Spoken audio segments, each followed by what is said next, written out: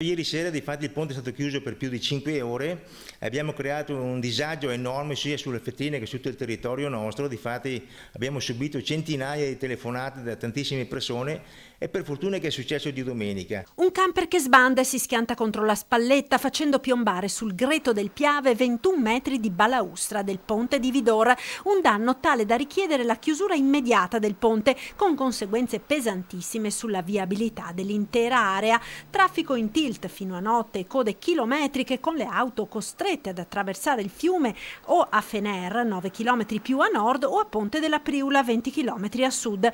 Un incidente che ha riportato in primo piano la questione della necessità di realizzare un nuovo ponte e una nuova viabilità di quest'area strategica per il traffico di tutta la pedemontana trevigiana.